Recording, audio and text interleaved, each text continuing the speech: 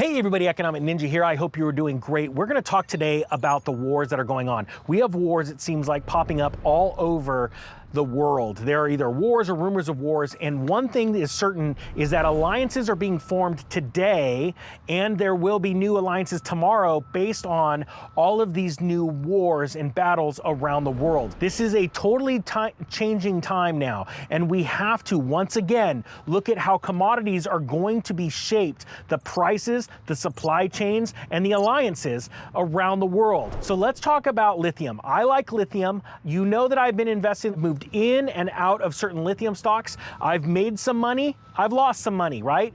But by and large, I am still well up. The reason why is because I don't stay in one stock very long. And I like to make profits. I'm going to talk about Asia and China's demand, Iran, and all these other countries when it comes to lithium.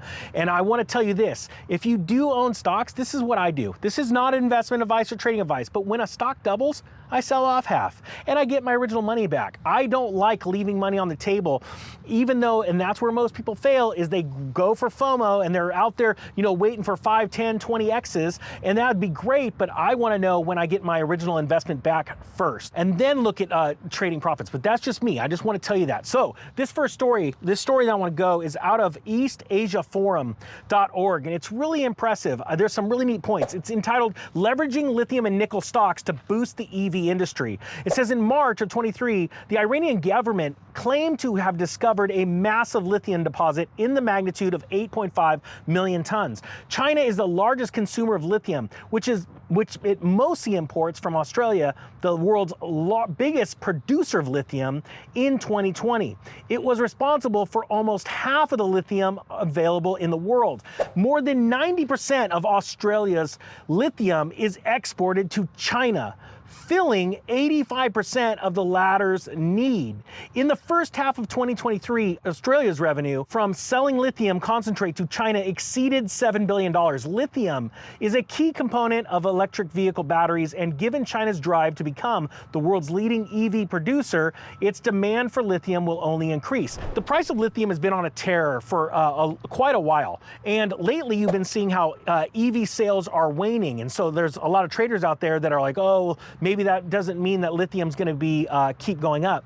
I have to be honest with you. I think of these as short-term little hiccups, because the fact of the matter is, things from power tools to cars, it's blowing my mind, the technology behind lithium and how long these batteries are lasting. There's no doubt about it. I'd rather have a lithium-ion battery in my Milwaukee drill than an older style battery. The technology is amazing, and the demand is going to keep getting better, especially as technology keeps increasing the way that they use lithium and how they mine lithium, okay? Now, real quick, I want to say this is a sponsored video, and I want to give credit to the sponsor and thank them for sponsoring this video, but there's a lot of good information in this news story, okay?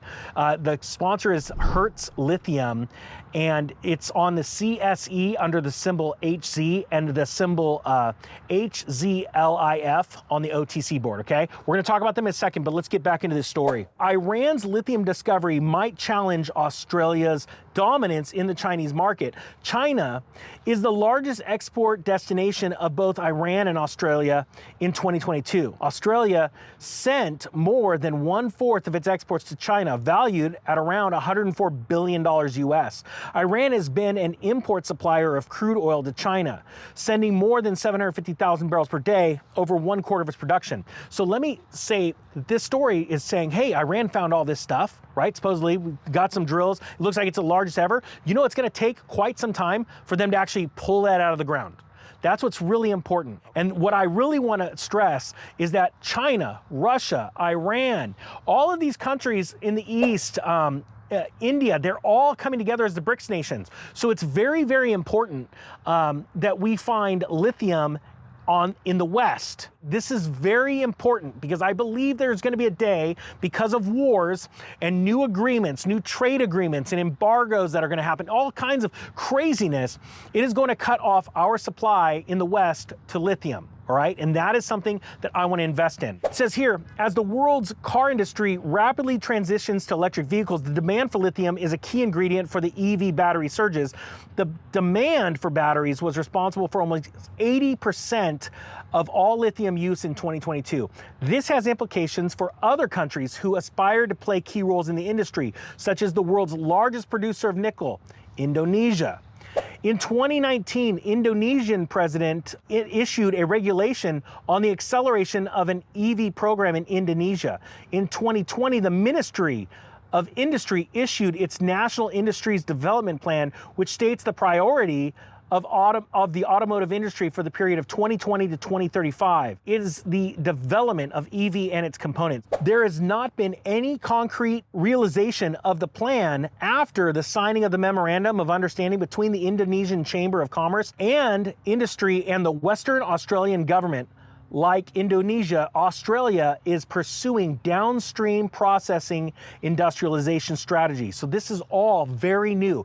This is happening very fast. The evolving story when it comes to lithium production and lithium usage is pretty amazing, because it seems like there's new patents being filed all the time for lithium usage, but yet they don't have the lithium to go for this demand. We saw this in California, where they're saying, hey, by a certain date, all cars have to be electric vehicle. And then within a week, they're telling everybody, please stop charging your electric cars. We don't have the infrastructure. So saying this is putting the cart before the horse is an understatement. But again, you have to look at the geopolitical threats.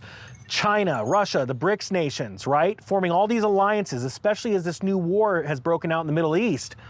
Now you look at Canada, America, and Europe, totally set aside. So we have to look for places that are identifying lithium and mining lithium in the West, okay? Which is very rare. There is not a ton of producing lithium mines in America.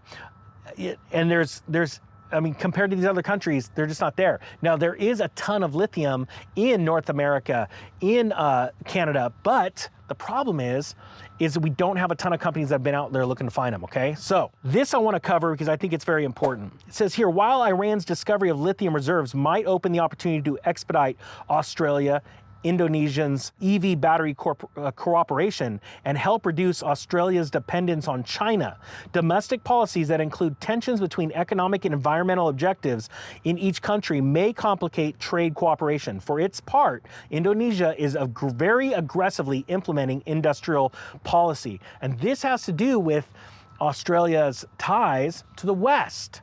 And so it's very important that we start really realizing what's going on and how serious this is. Now let's talk about today's sponsor. This is HZLIF, or the tickers on the CSE is HZ, and the ticker on the OTC board is HZLIF. First, I want to explain something.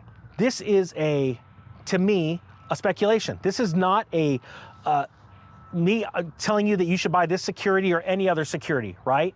This is a sponsored video, but let me talk about my theory here in thinking.